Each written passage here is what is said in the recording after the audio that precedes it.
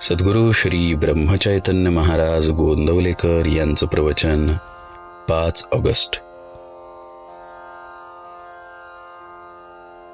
देहच मी हा भ्रम.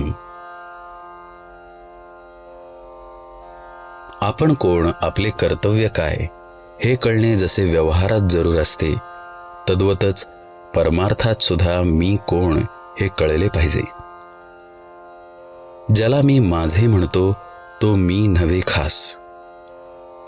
माझा देह म्हटल्यावर मी त्याहून निराळाच नव्हे का? देहाला ताप आला तर मला ताप आला, देह वाळला तर मी वाळलो असे म्हणतो, हीच चूक, हाच भ्रम. वास्तविक देहाहून वेगळा असूनही देहच मी अशी भावना केली, म्हणून मी सुखदुःख अनुभवू लागलो. दुःख नको, सुख हवे असे मला वाटते, याचा अर्थ माझे मूळचे स्वरूप हे नित्य सुखरूपच असले पाहिजे. नदीच्या पात्रातले पाणी आणि तिथूनच भांड्यात आणलेले पाणी दोन्ही एकच, पण भांड्यातल्या पाण्याला चव किंवा स्वाद निराळाच येत असेल तर भांड्यात घाण आहे असे आपल्याला समजते. तसे सुखरूप असणाऱ्या आत्म्याचाच अंश असलेला जीव दुःखरूप झाला, याचे कारण देहसंगती. एका गृहस्थाची बायको बाळंत झाली तेव्हा त्याच्या मित्राने डॉक्टरची मदत आणि इतर अनेक बाबतीत धावपळ केली, पण त्याने सोयरमुळेच पाळले नाही. त्या मित्राप्रमाणे आपण देहाबाबत वागले पाहिजे. एखादे झाड काढायचे असेल तर ते पुन्हा वाढू नये अशी इच्छा असली तर त्याची पालवी वरवर खोडून काम होत नाही. त्याच्या मुळाला पाणी घालणे बंद केले पाहिजे.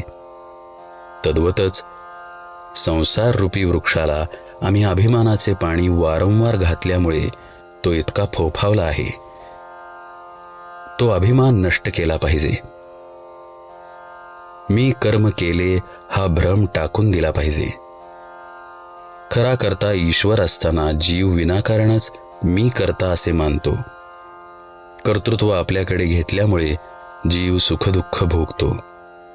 तेव्हा मी करता नसून राम करता ही भावना वाढवणे हीच खरी उपासना होय.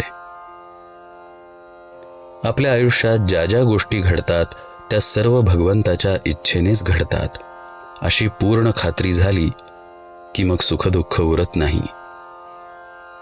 ज्याची अशी खरी निष्ठा आहे त्याचे तेज काही निराळेच असते.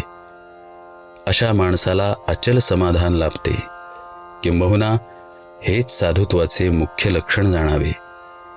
हे आपल्या अंगी यावे म्हणून साधनाची सर्व खटपट चालते.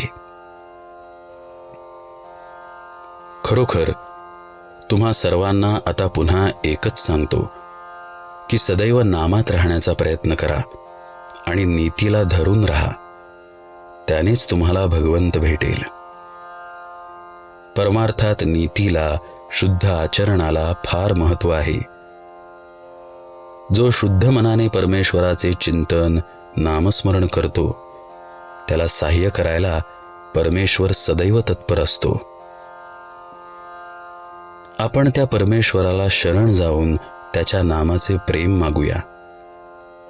दीनदयाळ भक्तवत्सल परमेश्वर कृपेचा वर्षाव करील याची खात्री बाळगा.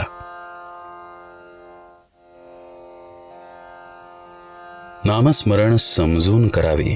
समजून म्हणजे राम करता या भावनेत राहून.